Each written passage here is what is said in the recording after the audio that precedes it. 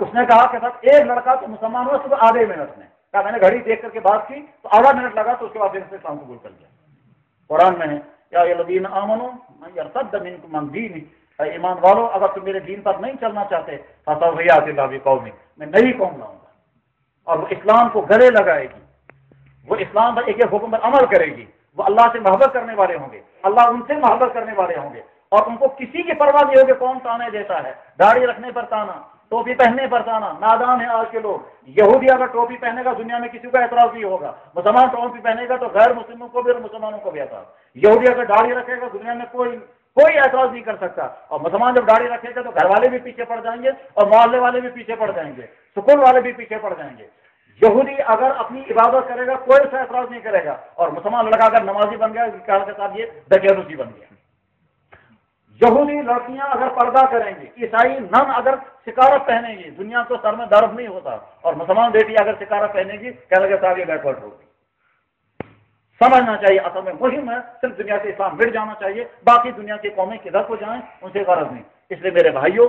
جناب رسول اکرم صلی اللہ علیہ وسلم کی وہ بات ذہن میں رکھیں، انہوں نے فرمایا تھا طوبیٰ خوشخبری ان مسلمانوں کو جو اس وقت دین پر جمے رہیں گے جب لوگ دین کو دھکا دے رہے ہیں۔ ہمارا نوجوان اگر ہاتھ میں دھاگے باندھ رہا ہے، یہ وہ دھاگے نہیں ہے جو ہمارے پرانے بزرگوں نے گلے سے نکال دیے تھے، آج وہ ہاتھوں میں باندھ رہے ہیں، کڑے لگا رہے ہیں، چینیں گلے میں باندھی جا رہی ہیں، اس میں لاکر لگے ہوئے ہیں اور کیا کیا چیزیں ہیں، تو لاکٹ لگے ہوئے ہیں، چینیں باندھ رہے ہیں، کانوں میں بالیاں ہیں، یہ سب کفر کی نشانیاں ہیں۔ اسلامی تہذیب یہ نہیں ہے۔ اسلامی تہذیب کو مٹانا اور اسلامی تہذیب کو زندہ کرنا، ہمارے سامنے دونوں راستے کھلے ہوئے ہیں۔ آج کے مسلمانوں کو فیصلہ کرنا ہے، ہم اسلام کو مٹا کر کے زندگی گزاریں گے یا اسلام پر چل کر زندگی گزاریں گے۔ اگر ہم نے اسلام کو زندہ رکھ کر کے زندگی گزاری تو حضور کی طرف سے مبارکبادی، حضور فرمایا طوبیٰ مبارک ان غریبوں کو الذین یصلحون ما افسد الناس، جو اس زمانے میں بھی میرے دین پر جمے رہیں گے جب لوگوں میں بگاڑ آ رہا ہوگا، اور اس زمانے میں بھی لوگوں کو دین پہنچائیں گے جس زمانے میں بگاڑ آ رہا ہوگا۔ اللہ کرے ہم اس دین پر قائم رہیں، اللہ کرے اسی دین کے ساتھ ہماری عبادت برقرار رہے اور تمام برائیوں سے بچنا نصیب ہو۔ وآخر دعوانا ان الحمد للہ رب العالمین۔ الحمد للہ الحمد للہ اللہم لک الحمد، اللہم لک الشکر، اللہم لک الاحسان، اللہم لک الاحسان، اللہم لک الاحسان۔ اللہم صل وسلم علی سیدنا خیر الانام، علی سیدنا محمد خیر الانام وعلی آلہ واصحابہ الکرام الی یوم القیامہ یا رب العالمین۔ یا اللہ آپ کے گھر میں،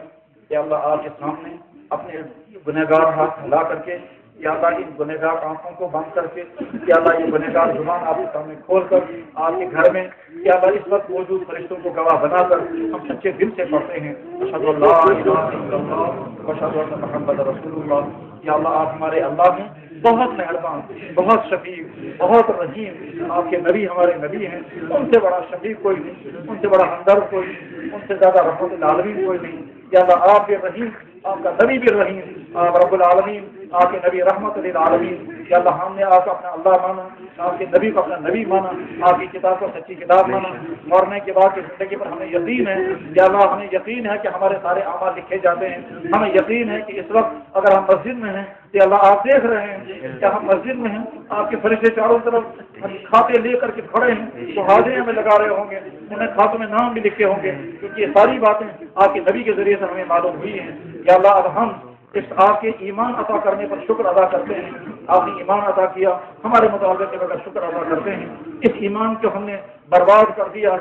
آنکھوں کو ہم نے غلط استعمال کیا، دل کو غلط استعمال کیا، اپنے ہاتھوں کا غلط استعمال کیا، اس پیٹ کے اندر حرام غذائیں بھری ہیں۔ یا اللہ ہم نے بربادیاں مول لی، لیکن آپ نے پھر بھی پردہ رکھا، کیونکہ آپ رحیم ہیں، بہت ہی زیادہ رحیم ہیں، ہم تسلیم کرتے ہیں آپ رحیم ہیں۔ دیکھیں نا ہم مان رہے ہیں کہ آپ نے ہم پر بہت رحم کیا ہے، اب ہم آپ سے معافی بھی چاہتے ہیں، اللہ معاف کر دیجیے، اللہ معاف فرما دیجیے۔ اللہ اگر آپ معاف نہیں کرنا چاہتے ہیں لیکن پھر بھی درخواست ہے معاف کر دیجیے۔ یا اللہ بیٹا اپنی ماں سے کہتا ہے اماں اگر نہیں دینا ہے پھر بھی دے دو، یا اللہ ماما اگر نہیں دینا ہے پھر بھی دے دو، ہم یہ درخواست کرتے ہیں اگر آپ کو معاف نہیں کرنا پھر بھی کر دیجیے، پھر بھی معاف کر دیجیے۔ کہ اللہ جس طرح سے بیٹا اپنے والدین کے سامنے ضد کرتا ہے اور اخیر میں شفقت والے والدین یا اللہ متوجہ ہو ہی جاتے ہیں، ہم بھی آپ کے بندے اللہ بچوں کی طرف آپ کے سامنے گلا گلا کر درخواست کرتے ہیں، معاف کر دیجیے یا معاف کر دیجیے، دیکھیے نا معاف کر دیجیے یا اللہ دیکھیے ہم کوشش کرتے ہیں بچنے کی، نہیں بچ پاتے ہیں، اللہ ارادہ کرتے ہیں نہیں بچ پاتے ہیں، اللہ آپ سے معافی چاہتے ہیں، معاف کر دیجیے یا اللہ آئندہ بچنے کی ہمت ادا کر دیجیے، آئندہ بچنے کی ہمت ادا کر دیجیے یا اللہ اپنی آنکھوں کو بچانا مشکل ہے بچنے کی ہمت، یا اللہ دلوں کو بچانا مشکل ہے بچنے کی ہمت،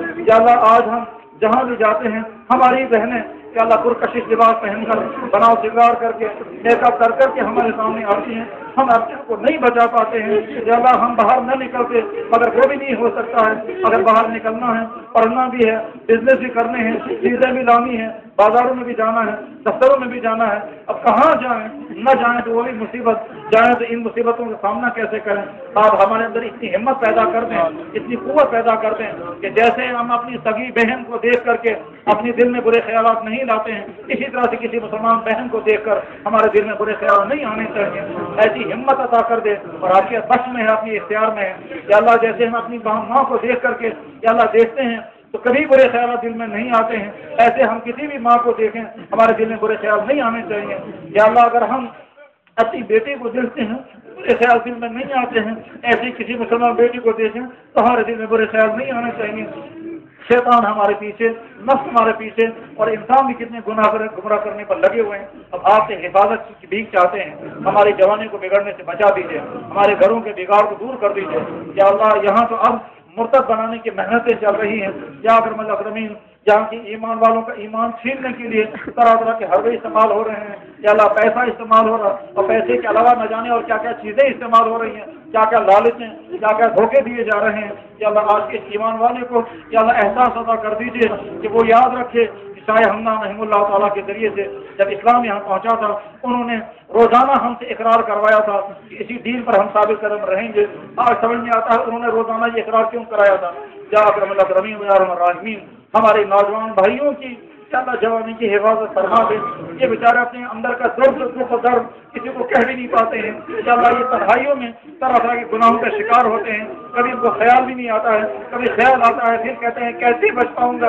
ان بیچاروں کے گھٹنے ٹک جاتے ہیں، یا اللہ وہ ناکام ہو جاتے ہیں، پھر تنہائیوں میں ہی یا اللہ کرتے رہتے ہیں، بلکتے رہتے ہیں، اور اپنا یہ اندر کا غم کسی کو کہہ بھی نہیں پاتے ہیں۔ یا اکرم الاکرمین ان جوانوں کی جوانی کو بگاڑ سے بچا دے،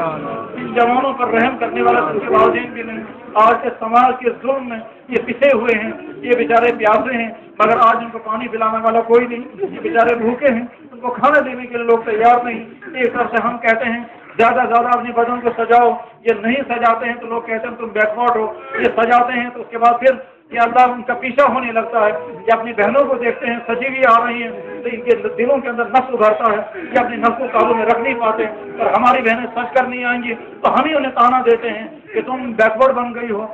چاروں طرف سے ہم زہر بول رہے ہیں، اور اس زہر کے اندر اس نوجوان کو ڈال کر کے پھر امید رکھتے ہیں یہ بیچارہ بچے گا تو کیسے بچے گا؟ یا اللہ اس پر رحم فرما دے۔ یا اکرم الاکرمین اور یا ارحم الراحمین تیرے حبیب صلی اللہ علیہ وسلم نے زندگی کے ہر مسئلے کے لیے دعائیں تجھ سے مانگی ہیں، ان سے زیادہ بہتر دعائیں کوئی نہیں مانگ سکتا، ان سے زیادہ بہتر دعائیں کوئی نہیں مانگ سکتا۔ تیرے نبی نے دعا کی تھی یا اللہ میری آنکھ کی حفاظت فرما، ان کی آنکھ کو تو کوئی خطرہ ہے ہی نہیں، خطرہ تو ہے تو ہماری آنکھ کو تیرے نبی نے دعا فرمائی میرے دل کو نفاق سے پاک فرما، ان کے دل مبارک کو کہاں نفاق کا خطرہ ہے تو ہمیں ہے۔ تیرے نبی نے دعا فرمائی یا اللہ جو خیر تو نے عطا فرمایا وہ مجھ سے طلب نہ فرما، ان کا خیر طلب نہیں ہو سکتا تھا، وہ تو خطرہ ہے تو ہمیں ہے۔ یا اللہ وہ ساری دعائیں ہمارے حق میں قبول فرما دے، ساری دعائیں ہمارے حق میں قبول فرما، ساری دعائیں ہمارے حق میں قبول فرما، یا اللہ ساری دعائیں ہمارے حق میں قبول فرما، ایک فرد کے حق میں قبول فرما، جو بیمار ہیں ان کو صحت و شفا عطا فرما، جو مقروض ہیں ان کے قرضوں کی ادائیگی فرما، یا اللہ جو لون کے اندر جو دبے ہوئے ہیں ان کو سے نکال دے، جو نوجوان بے روزگار ہیں ان کو اچھا روزگار عطا فرما، جو نوجوان اپنی جوانی کی جنسی آگ کے اندر جھلس رہے ہیں یا اللہ اس نوجوان کی جنسی آگ کو جائز ذریعے سے پورا ہونے کی شکلیں پیدا کر دے، نکاح کو آسان کر دے یا اللہ نکاح کو آسان کر دے یا اللہ تیرے نبی نے فرمایا تھا جب نکاح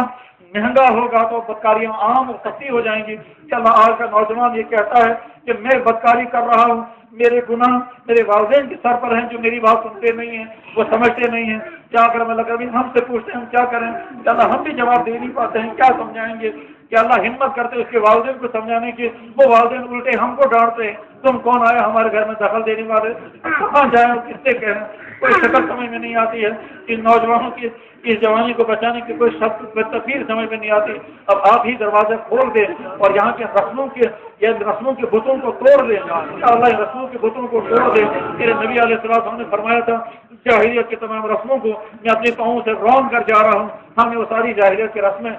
پھر اپنے گردوں میں ڈال دی ہیں، یہ رسموں کو توڑ دے، نکاح کو آسان کر دے۔ یا اللہ لڑکے والے بھی پریشان، یا اللہ لڑکیوں والے بھی پریشان، تو رکاوٹیں کیا ہیں؟ تو رسمیں رکاوٹیں ہیں۔ یا اکرم الاکرمین محمد صلی اللہ علیہ وسلم کی ساری دعائیں ہم سب کے حق میں قبول فرما۔ سبحان ربک رب العزت عما یصفون،